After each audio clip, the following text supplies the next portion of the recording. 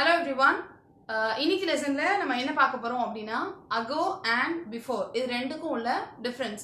இப்போ இது ரெண்டையும் நம்ம பார்த்தோம் அப்படி தமிழ்ல பார்த்தோம் அப்படினா முன்னாடி அப்படின்ற மாதிரி தான் இருக்கும். தமிழ்ல வந்து நம்ம எல்லாத்துக்கும் முன்னாடி, இதுக்கு முன்னாடி, 10 வருஷத்துக்கு முன்னாடி இல்ல இதுக்கு முன்னாடி இப்படியே தான் சொல்லிட்டு இருப்போம். பட் இதுல வந்து இங்கிலீஷ்ல ஒரு சின்ன டிஃபரன்ஸ் இருக்கு. ஒரு இதுக்கு agoன்னு சொல்றோம், ஒரு இதுக்கு before அப்படினு சொல்றோம். அது என்ன டிஃபரன்ஸ் அப்படின்றது தான் இன்னைக்கு லெசன்.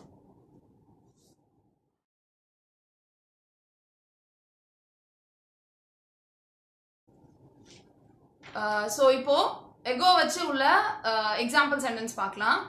அண்ட் இப்போ இதுக்கு எக்ஸாக்டா எகோக்கு வந்து தமிழ் அர்த்தம் என்னன்னு பார்த்தோம்னா முன்னாடி அப்படின்ற மாதிரி, பிஃபோருக்கும் அதே அர்த்தம் தான் வரும். பட் இதுக்கு வந்து தமிழ்ல வந்து நமக்கு இதுக்கும் எகோ அண்ட் பிஃபோருக்கு தனித்தனியான தமிழ் வார்த்தைன்னு சொல்ல முடியாது, ரெண்டுமே முன்னாடி அப்படிங்கிற அர்த்தம் தான் கொடுக்கும். அதனால தான் நமக்கு கன்ஃபியூஷனே வருது. இப்போ எக்ஸாம்பிள் பார்க்கலாம். I started my business 1 year ago. இப்போ இது வந்து என்ன, எதுக்காக நம்ம இந்த இடத்துல எகோ யூஸ் பண்றோம் அப்படின்னா எக்ஸாக்டா ஒரு டைம் சொல்றோம். 1 year முன்னாடி, ஒரு வருஷத்துக்கு முன்னாடி ஆரம்பிச்சேன் அப்படி சொல்றதுக்காக இந்த இடத்துல எகோ அப்படின்றது யூஸ் பண்றோம். நான் ஒரு வருஷத்துக்கு முன்னாடி என் பிசினஸ் ஆரம்பிச்சேன். Next one, her pet dog died 2 years ago. அவளுடைய பெட் டாக் செல்ல நாய்க்குட்டி 2 வருஷத்துக்கு முன்னாடி செத்து போச்சு. இப்போ வந்து சம்டைம்ஸ் பேசும்போது சில பேர் இந்த இடத்துல எகோக்கு பதிலாக பிஃபோரும் யூஸ் பண்றாங்க.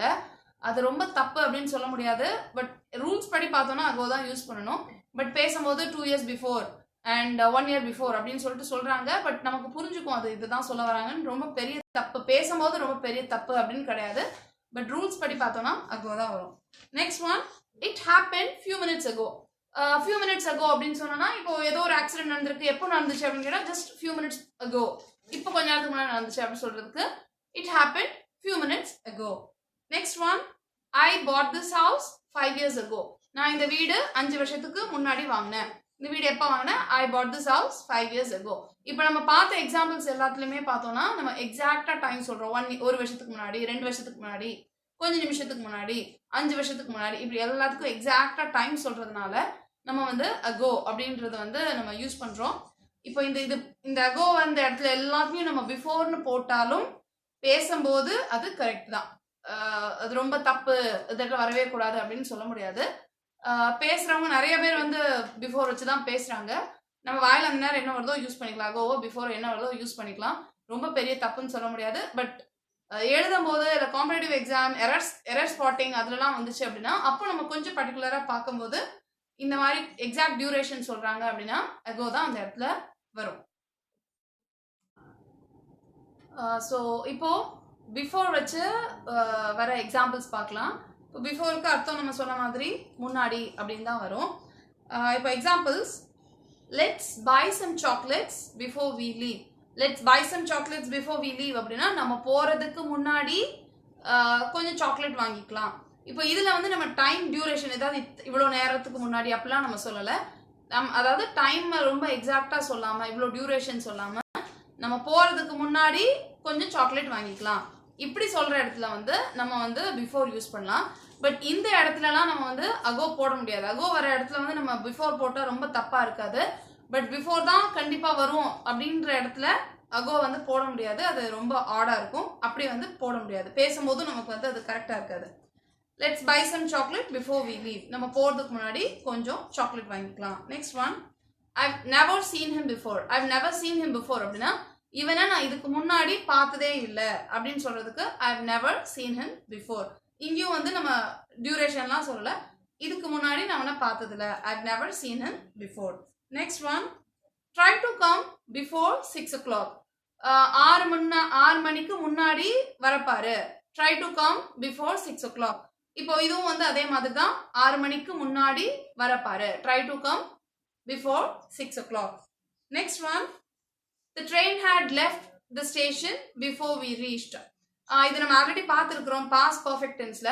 பாஸ்ட் பர்ஃபெக்ட் டென்ஸ்ல வந்து எப்போ வந்து இந்த மாதிரி பிஃபோர் வச்சு நம்ம வந்து யூஸ் பண்ணலாம். the train had left before we reached the station. அதாவது 2 விஷயத்தை பத்தி பேசும்போது, ஐ மீன் பாஸ்ட் டென்ஸ்ல நடந்த ஒரு 2 விஷயத்தை பத்தி பேசும்போது அதாவது முதல்ல நடந்த விஷயத்த சொல்லும் போது பிஃபோர், இது நடக்கிறதுக்கு முன்னாடி அது நடந்ததுன்னு சொல்லும் போது அந்த இடத்துல நம்ம வந்து பிஃபோர், அந்த முன்னாடிக்கு வந்து பிஃபோர் அப்படின்ற இந்த வேர்ட் யூஸ் பண்ணிக்கலாம். அதாவது பாஸ்ட் பர்ஃபெக்ட் டென்ஸ்ல யூஸ் பண்ணும்போது பிஃபோர் யூஸ் பண்ணிக்கலாம். மேக்ஸிமம் பிஃபோர் வந்து ஏதாவது பாஸ்ட் விஷயத்தை பற்றி இல்லை இனிமேல் செய்கிறது ஏதோ ஒன்று வந்து இதுக்கு முன்னாடி இதை செஞ்சிருக்கலாம், இதுக்கு முன்னாடி இது நடந்துச்சு இப்படி சொல்கிறது தான். அதாவது இவ்வளோ வருஷமா அந்த டியூரேஷன்லாம் இல்லாமல் சொல்கிறதுக்கு நம்ம வந்து பிஃபோர் சொல்கிறோம். பிஃபோருக்கு இன்னமும் கொஞ்சம் எக்ஸ்ட்ரா வேலைங்கள்லாம் இருக்குது. இன்னும் சில இடத்துலலாம் வந்து பிஃபோர் யூஸ் பண்ணுவோம். நம்ம அதை வந்து தனியாக ஒரு வீடியோவில் பார்க்கலாம். பட் ரொம்ப இப்போதைக்கு எகோ அண்ட் பிஃபோருக்கு என்ன டிஃப்ரென்ஸ் அப்படின்னு சிம்பிளா பார்த்தோம்னா இதுதான் difference. Next example, I reach the pole 2 minutes before my sister did. இப்போ இதுல வந்து நம்ம 2 minutes போட்டிருக்கு. அப்போ வந்து ஏன் நம்ம வந்து இங்க பிஃபோர் போடுறோம் அப்படின்னா, இப்பயும் வந்து இதை வந்து நம்ம இந்த மாதிரி சில நேரத்துல வந்து டைமிங்ஸ் இருக்கும் அதுல, ஆனா அங்க நம்ம பிஃபோர் போடுவோம். இது என்ன அப்படின்னா இதே, அதாவது இந்த ரூல்லாம் வந்து பாஸ்ட் பர்ஃபெக்ட் டென்ஸ் இல்ல பாஸ்ட் டென்ஸ் இந்த ரூல்ல வருது. பாஸ்ட் டென்ஸ்ல நடந்த 2 விஷயத்தை பத்தி பேசும்போது அப்போ வந்து நம்ம பிஃபோர் போடணும். அப்போ வந்து டைமிங்ஸ் போட்டா அது தப்பா வராது. இப்போ இதுல வந்து I reach the pole 2 minutes before my sister did. போல்ன்றது ஒரு கம்பு. இப்போ ஒரு ரன்னிங் ரேஸ் வைக்கிறாங்க, வேகமா நான் ஓடுறேன். So I reach the pole 2 minutes before my sister did. என்னோட சிஸ்டரும் என் கூட ஓடி வரா. அவ வந்து அந்த போலை தொடுறதுக்கு 2 நிமிஷத்துக்கு முன்னாடி நான் தொட்டுட்டேன். I reach the pole before 2 minutes 2 minutes before my sister did. என்னோட சிஸ்டர் தொடுறதுக்கு 2 நிமிஷத்துக்கு முன்னாடி நான் தொட்டுட்டேன். இந்த மாதிரி 2 விஷயத்தை வச்சு கம்பேர் பண்றோம் அப்படின்னா அந்த டைம்லயும் பிஃபோர் யூஸ் பண்ணலாம்.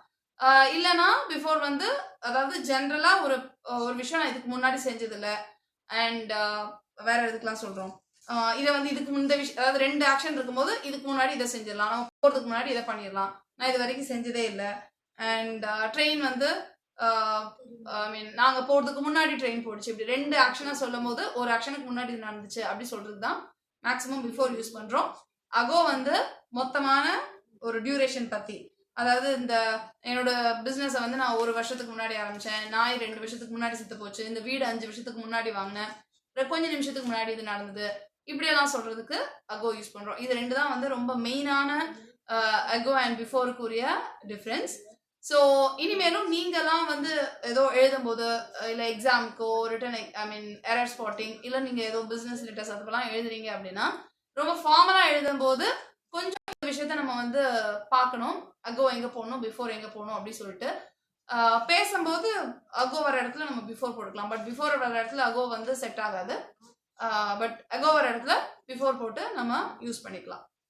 So I'll meet you in the next lesson. Thank you. Bye.